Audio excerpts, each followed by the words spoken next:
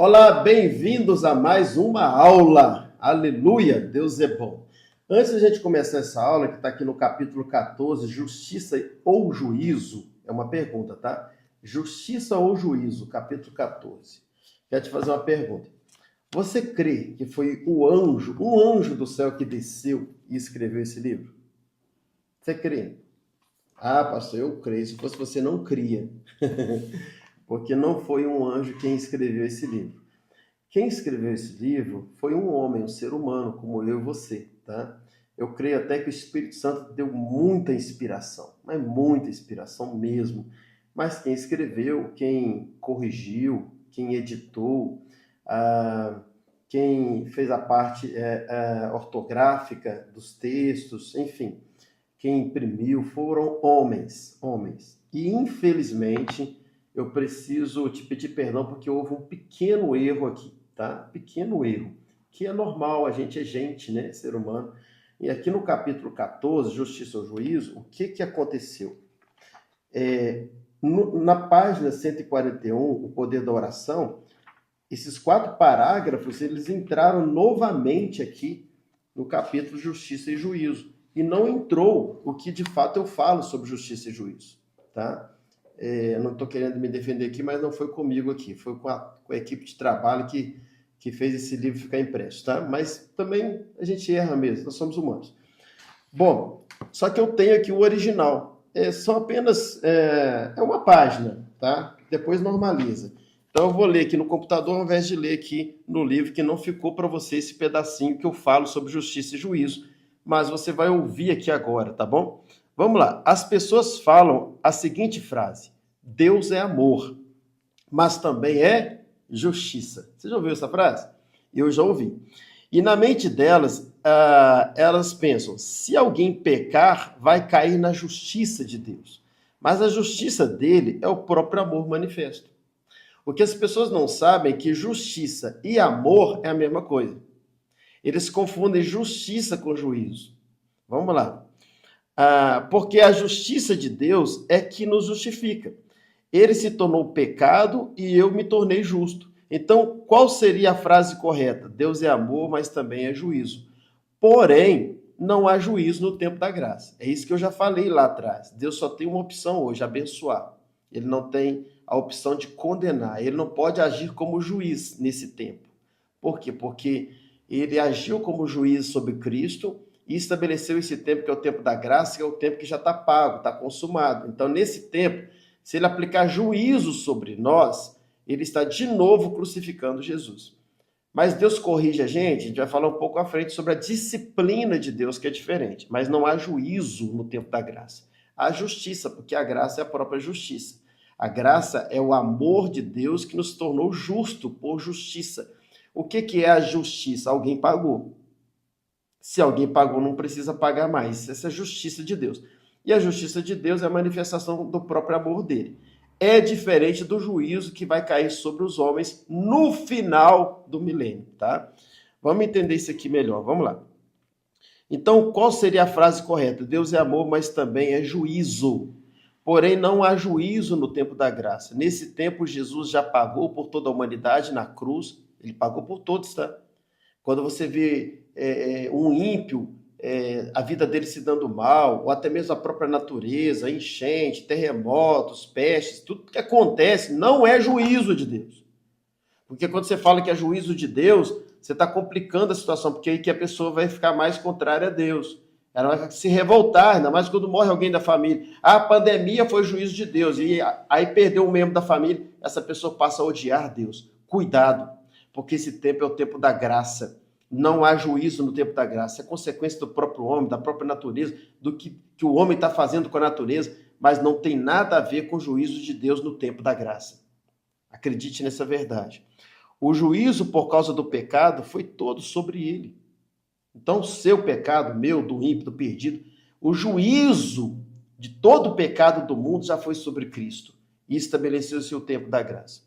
Deus não aplica juízo sobre as pessoas no tempo da graça. Pastor, nem aos ímpios? Nem aos ímpios. Mas e aquela tragédia que aconteceu? E a pandemia? E as enchentes? Terremotos? E eu acho que ali foi juízo de Deus. não há juízo no tempo da graça. Acredite, pare de culpar Deus. Então não vai haver juízo para essas pessoas que morrerem sem crer e se arrepender? Claro que vai. Claro que vai. Porém, quando encerrar o tempo da graça, depois do milênio terá o grande trono branco e haverá o juízo sobre todos os pecadores que não se arrependerem. Está lá em Apocalipse 20, do 11 ao 15. Tá? Esse pedacinho aqui não está no seu livro, como eu falei, expliquei aqui no início da aula. Tudo que Deus faz, mesmo aplicando o juízo, é em amor, porque Deus é amor. Amor não é apenas um comportamento de Deus, mas é a própria identidade de Deus. É só esse pedaço, que infelizmente não ficou aqui no livro. E agora nós vamos voltar para o livro. Agora nós vamos falar então sobre a disciplina ou punição. Essa parte está no seu livro. Disciplina ou punição. Essas duas ações podem ser bem confusas para aqueles que não entendem a nova aliança. Muitas pessoas pensam que o pecado não mais importa, uma vez que Cristo já pagou por todos os nossos pecados do passado, do presente e do futuro. Tem gente que pensa assim, então eu posso pecar. Não importa mais porque Deus já pagou mesmo, Jesus já pagou na cruz. Não é bem assim. Não é bem assim. Na verdade, todos os nossos pecados, de fato, já foram pagos, mas sabemos o quanto nossos pecados trazem terríveis consequências. E consequências destruidoras. Os princípios, queridos, que nos regem são os nossos punidores. Por exemplo, plantar e colher, né? A consequência natural do princípio do pecado, quando o homem pecou. Então não tem nada a ver com Deus, mas tem a ver com os princípios estabelecidos. E há preço, sim, que se paga pelos princípios, inclusive a própria lei humana, que leva as pessoas até a cadeia. Tem país que leva a pessoa até a morte, pena de morte, por causa de descumprimento da lei, por causa do pecado, né? Por isso, independente de qualquer reação de Deus, nunca valerá a pena pecar. Mas preciso deixar claro que não somos punidos por causa dos nossos pecados. Certamente somos punidos pelo próprio pecado. O pecado por si só condena. Entendeu a diferença? A natureza do pecado sempre será destrutiva, gente. Não adianta. O pecado não é bom. A droga, a bebida, o cigarro, a prostituição, a mentira, adultério, perdão, traição, tudo que você imaginar que faz parte do pecado, nunca vai ser bom. A desonestidade, o roubo, tudo que a gente pensa que ser pecado não é bom. O ódio faz mal para o seu coração, a mágoa, o ressentimento, falar mal dos outros, tudo que for pecado não é bom. Isso não tem nada a ver no tempo da graça com Deus. Eu volto a dizer que a salvação não é, a condenação não é porque o homem está pecando. No tempo da graça não é. A condenação será porque o homem já foi condenado em Adão. E se ele não crer na graça, não crer em Jesus, ele continua na natureza de condenado. Como diz João 3,18, ele já está condenado. Então, o maior pecado hoje que existe é qual, pastor? Incredulidade. Uma pessoa incrédula, ela está cometendo o maior pecado, porque o não crer faz com que ela não seja perdoada de todos os outros pecados. Então, o não crer é o maior pecado. O não crer é o muro que impede de você ir um dia para o céu. E o crer é a ponte. Vamos lá. A natureza do pecado sempre será destrutiva. Sob a nova aliança, o pecado era punido porque Deus se relacionava com o homem baseado na lei. Mas sob... gente, perdão. Estou um pouco cansado. Vamos lá. Sob a velha aliança, o pecado era punido porque Deus se relacionava com o homem baseado na lei. Mas sob a nova aliança, Jesus Cristo já foi punido por nossos pecados, por todos os nossos pecados. E ele se relaciona conosco baseado no sacrifício de Cristo. Quando Deus olha para nós, preste atenção nisso aqui. Primeiro, ele olha para Cristo. Quando Deus olha para você, ele olha primeiro para Cristo. E quando ele olha para Cristo, ele vê que está tudo resolvido. Ele olha primeiro para Cristo. Colossenses 3,3 vai dizer que eu e você, nós estamos dentro de Cristo. Claro, nós que cremos. E Cristo está dentro do Pai. Então não há como Deus olhar para nós sem primeiro olhar para Cristo. Vamos lá. Houve uma troca no Calvário. 2 Coríntios, capítulo 5, versículo 21. Ele se fez pecado para que fôssemos feitos justiça de Deus. Ele morreu no nosso lugar. Então, ele se tornou pecado e nós nos tornamos justos. Em Romanos 8,1, Paulo vai dizer que não há condenação mais para aqueles que estão em Cristo Jesus. Não há condenação para quem está em Cristo. Portanto, no tempo da graça, jamais vai haver punição de Deus sobre seus filhos. Uma vez que o nosso irmão mais velho subiu à cruz e pagou por todos nós. Até para o ímpio, tá? Ele pagou pela humanidade inteira. Aí você vai assim, mas eles não creem para a salvação. E por isso eles terão a consequência futura. Mas esse tempo que é o tempo da graça já está tudo pago para a humanidade inteira. Deus amou o mundo de tal maneira. Deus não amou os crentes, Deus amou o mundo de tal maneira que deu seu Filho. Mas você pode ter certeza de que há muitas disciplinas, sim. Há disciplinas do Pai. Eu falei primeiro sobre punição. Agora eu vou falar sobre disciplina. Sempre digo que na velha aliança Deus tem um povo, mas na nova aliança o Pai tem filhos. Somos uma família. E como um bom pai corrige e disciplina seus filhos, com o nosso Pai não é diferente. O Pai Celestial não é diferente. Pois a disciplina é com certeza uma forma do Pai manifestar o seu amor pelos seus filhos. Disciplina de Deus para nós é corrigir a rota. E que é necessário. Quantas vezes é necessário a gente corrigir a rota dos nossos filhos? Então, muitas vezes, ele permite a consequência das nossas decisões erradas para disciplinar, para trazer para o alinhamento. Lá em Hebreus, capítulo 12, versículos 5 ao 13, tem um texto que fala sobre a importância da disciplina de Deus. Nosso Pai, por amor, por nos amar tanto, ele sempre vai nos ajudar a corrigir a rota, pois ele já sabe o destino de todas as rotas e ele quer sempre o melhor para seus filhos. Em 2 Timóteo 3,16, Paulo diz que toda a escritura é inspirada por Deus e é útil para o ensino, repreensão, correção e instrução na justiça. Toda a escritura é inspirada por Deus e é útil para ensino, repreensão, correção e instrução na justiça. Hebreus vai dizer que aquele que é corrigido no momento parece um momento de tristeza, mas que se ele ouvir essa palavra e praticar essa palavra da repreensão, vai trazer para ele alegria. Os filhos rebeldes que se recusam a obedecer à palavra de Deus, infelizmente, passarão pela disciplina de Deus, por causa do seu profundo amor por nós. Entenda, não é punição, é a disciplina de um pai que nos ama e quer sempre nos trazer para a rota dele. O período da grande tribulação, a gente vai falar sobre isso mais no final do livro, a gente vai encerrar o livro falando sobre os acontecimentos, e que é muito bom, essa parte escatológica do livro é muito boa, mas eu só vou adiantar algo para vocês. O período da grande tribulação é um período de disciplina de Deus.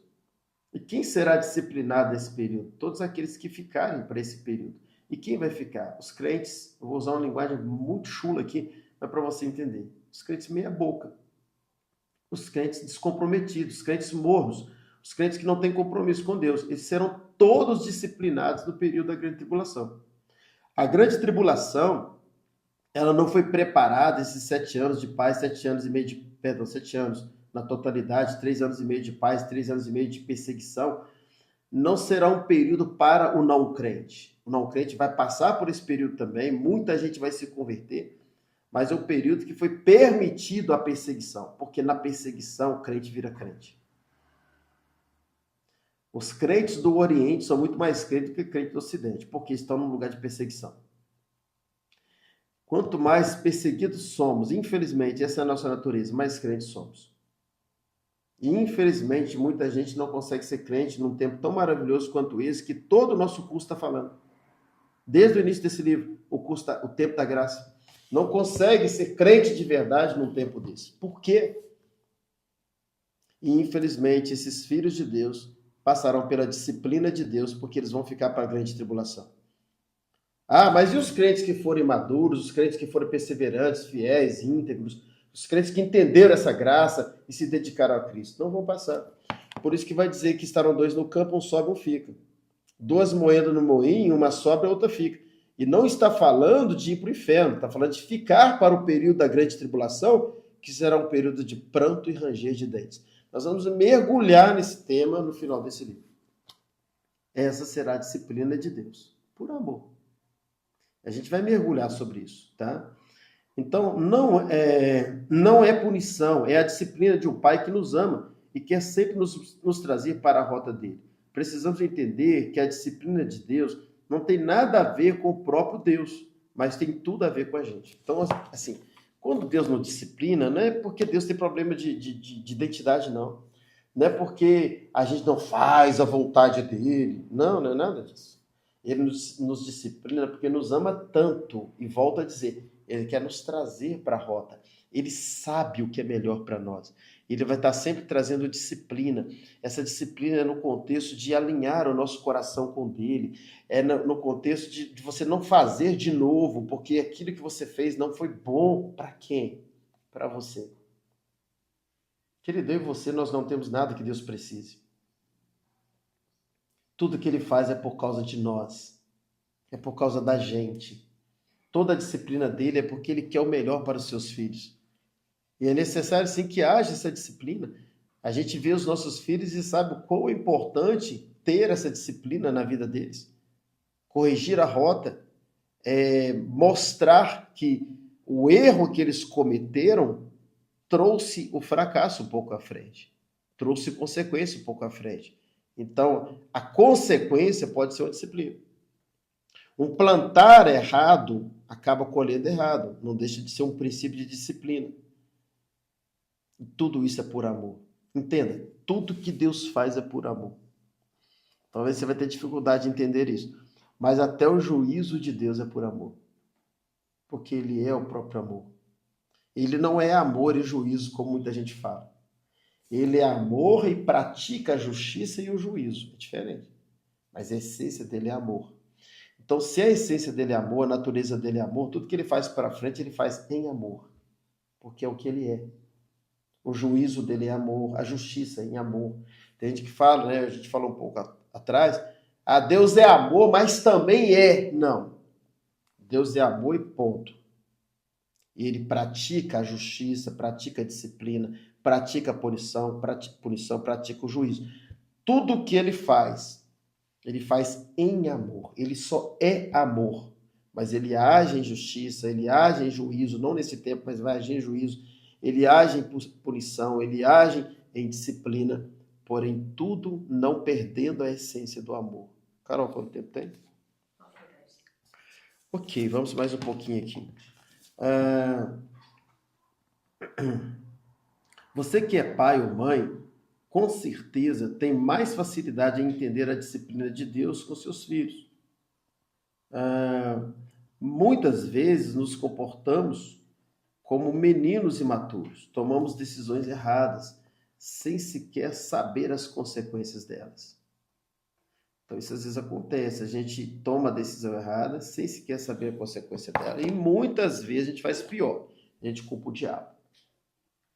Isso é mais trágico, sabe por quê? Porque quando eu me isento da culpa, eu não melhoro. Quando eu tenho na minha mente que quem errou não fui eu vou melhorar. Eu já acho que eu já sou bom nisso. Esse é o grande erro. E o pior, tem gente que culpa Deus. Ou a gente tem essa mania, ou a gente culpa o diabo ou culpa Deus. E quantas vezes não é culpa nem de Deus nem do diabo?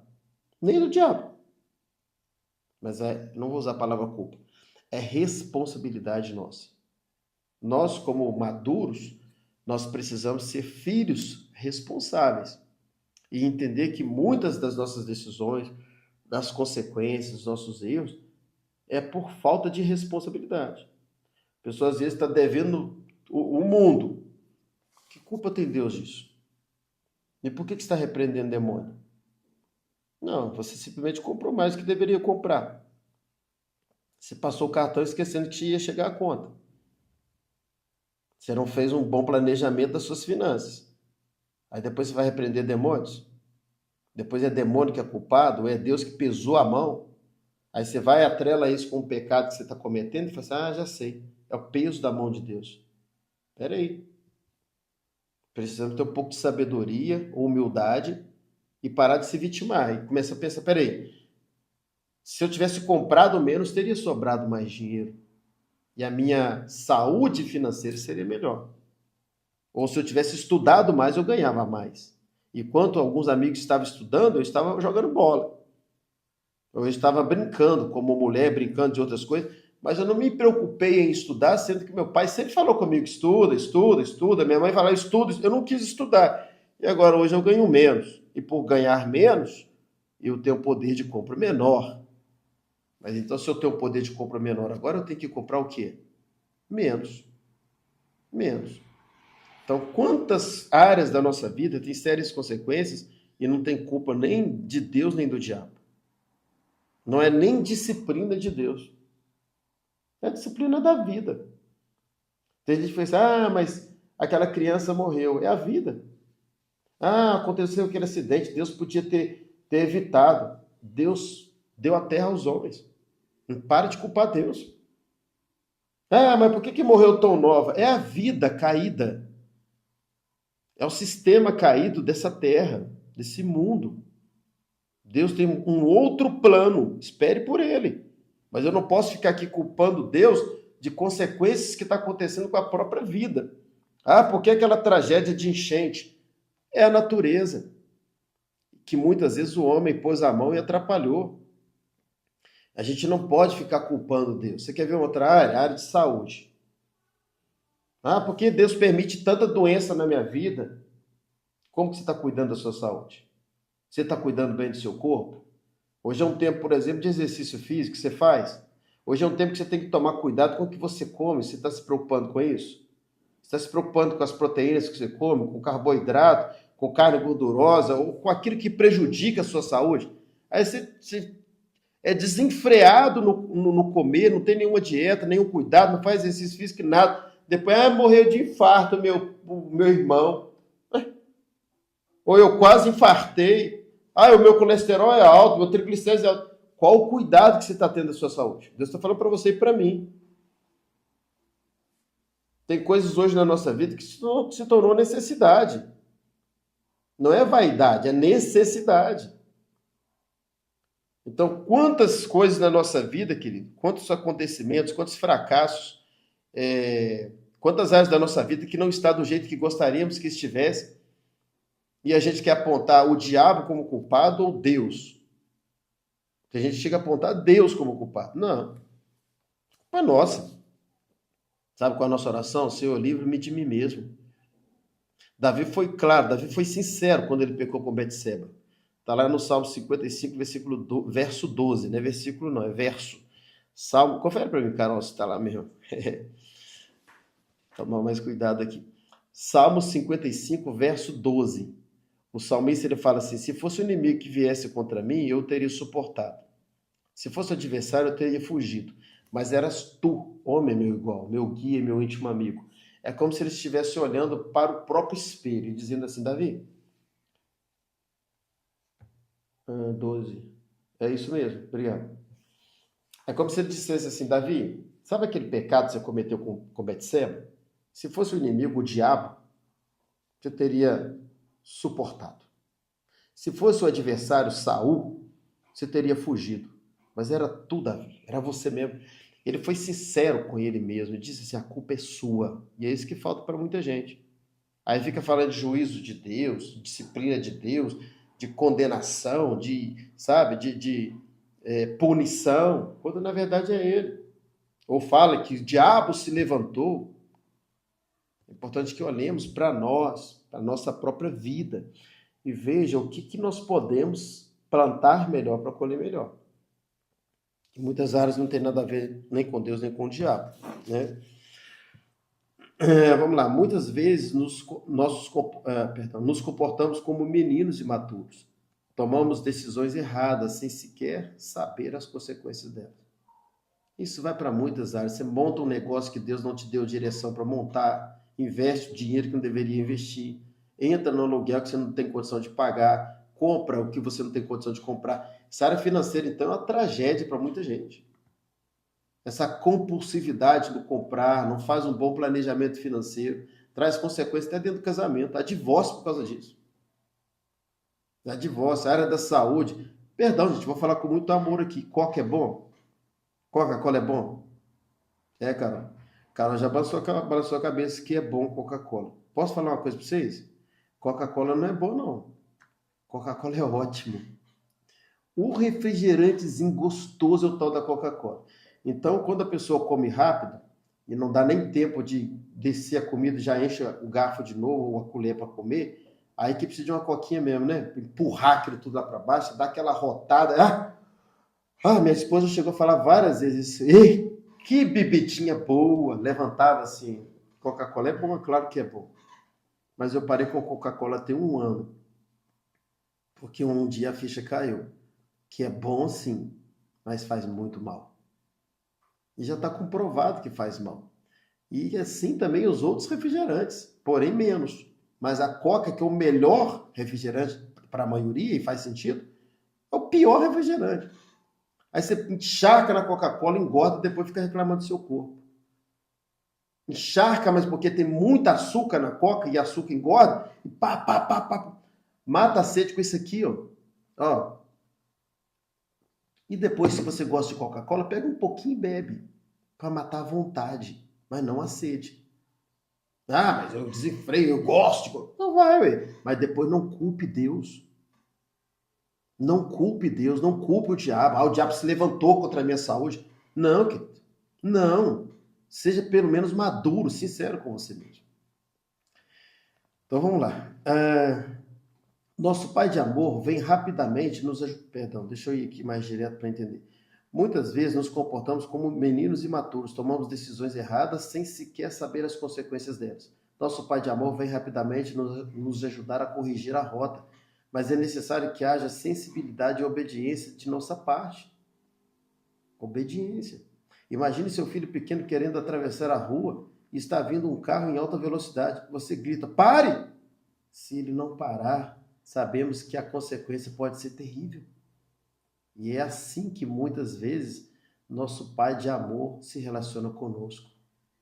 Portanto, seja sábio e ouça sempre a instrução do nosso Pai Celestial. Quantas vezes ele vai nos mandar parar, porque ele sabe o que é melhor para nós.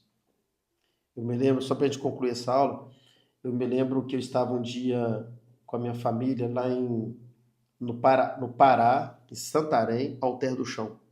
Não sei se você já ouviu falar nesse lugar, um lugar maravilhoso.